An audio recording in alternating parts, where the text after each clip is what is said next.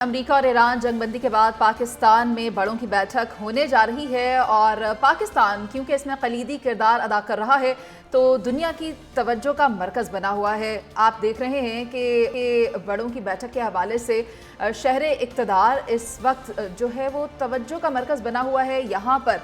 ملاقاتیں ہونے جا رہی ہیں۔ کافی عرصے سے دیکھا جا رہا تھا کہ تلخی دیکھنے میں آ رہی تھی امریکہ اور ایران کے درمیان میں، لیکن اب صورتحال ایک نیا رخ اختیار کر رہی ہے۔ ایسے میں ہمارے ساتھ نیّر علی موجود تھیں جنہوں نے ہمیں سیکورٹی کے حوالے سے بھی بریف کیا، لیکن ابھی ہمیں جوائن کر رہے ہیں اعجاز محمود صاحب جو کہ ایئر وائس مارشل ریٹائرڈ ہیں۔ بہت شکریہ اعجاز صاحب آپ کے وقت کا۔ آپ سے یہ جاننا چاہیں گے کہ ایران کی جانب سے کچھ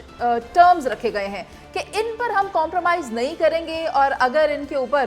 سمجھوتا کروانے کی کوشش کی گئی تو پھر تو دیر از نو ڈیل۔ تو آپ کو کیا لگتا ہے کہ کہیں پہ کوئی نرمی دیکھنے میں آئے گی اس بار ایران کی جانب سے، یا پھر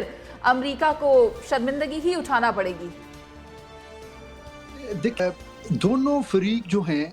وہ اگر مذاکرات کی میز پہ بیٹھنے پہ رضامند ہو گئے ہیں تو اس کا مطلب ہے کہ جو دونوں جانب سے جو اس کے ایجنڈا پوائنٹس رکھے گئے ہیں ان میں سے کسی نہ کسی حد تک ایک پرنسپل ایگریمنٹ ہے۔ ادروائز اگر امریکہ کے 15 نکات اور ایران کے 10 نکات ایک دوسرے کے لیے مکمل طور پہ ناقابل قبول ہوتے تو پھر تو یہ نوبت ہی نہ آتی کہ یہ پاکستان میں جو ہے یہ سمٹ ہو رہا ہوتا۔ دیکھیں، امریکہ سول سپر پاور ہے، اگرچہ اس جنگ میں مجموعی طور پہ اگر ہم دیکھیں تو ایران کا پلڑا بھاری رہا ہے،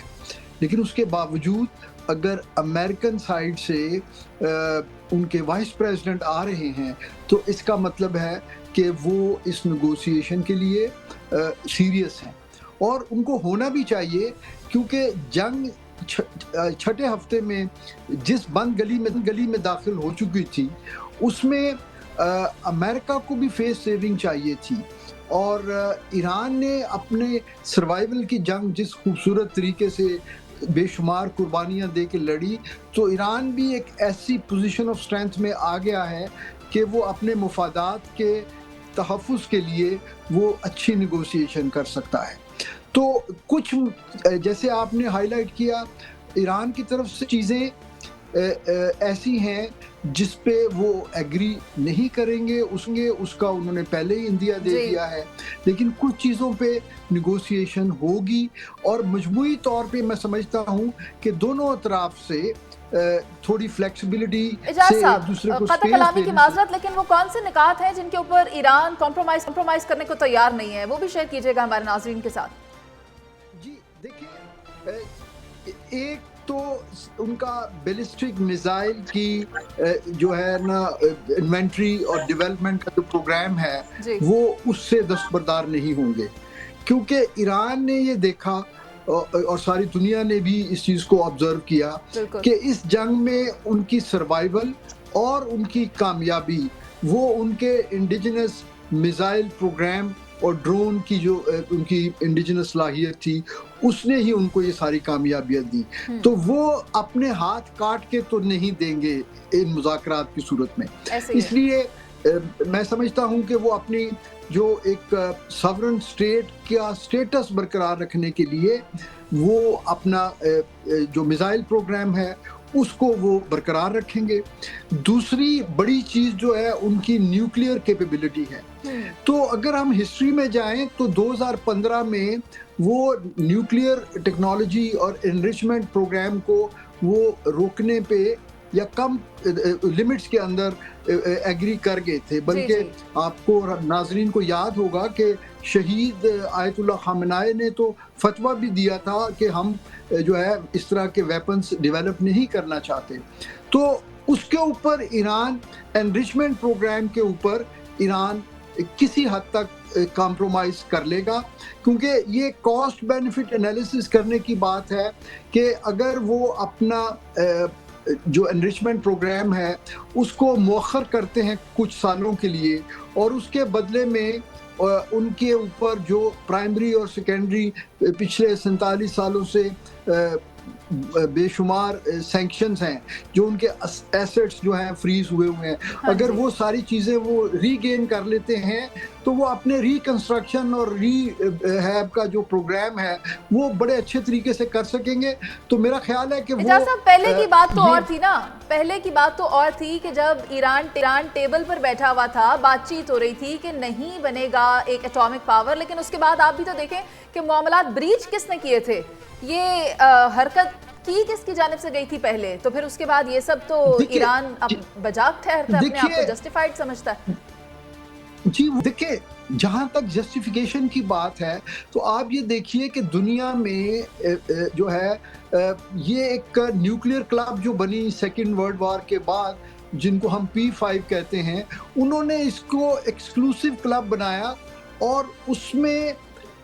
वो सिर्फ उनकी जो कोशिश थी, वो ये थी कि किसी तरह इसमें जो है मुसलमान मुल्क जो है ना वो ये कैपेबिलिटी हासिल ना कर सके। इसलिए आप देखिए कि हमारे केस में भारत ने धमाके कर लिए, लेकिन हमें प्रेशराइज किया जा रहा था, हमें लालच दिया जा रहा था कि जी आप ना करें। इसी तरह उसी खित्ते में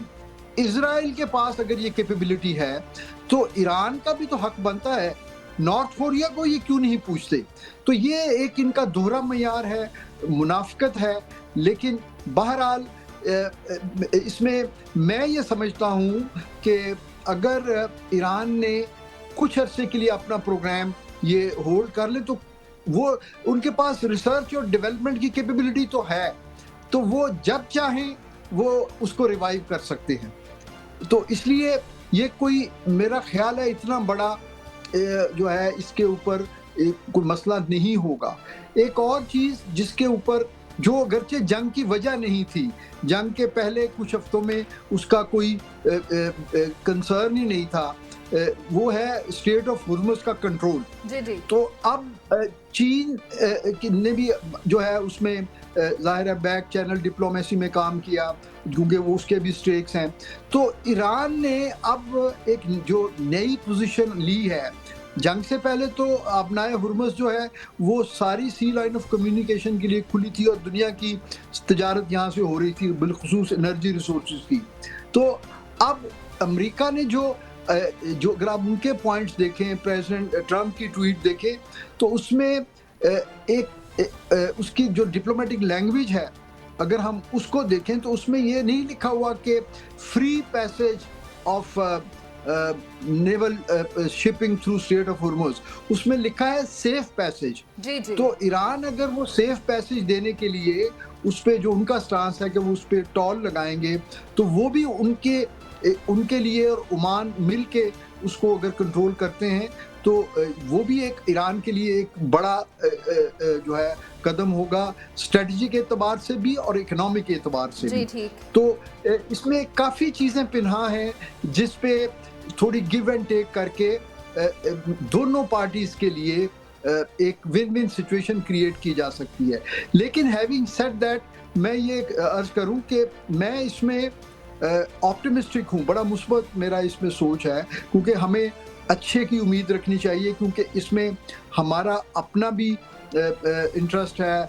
हमारे ब्रादर ममालिक का भी इंटरेस्ट है और दुनिया के अमन का भी इंटरेस्ट है। लेकिन इसमें एक चीज जो है ना वो उसके बारे में हमें बड़ा कॉशियस रहना है। देखिए जंग जो है उसका एक फ्रीक इजराइल इन मुज़ाकरात की टेबल पे नहीं है। जी जी। इजराइल का जो अपना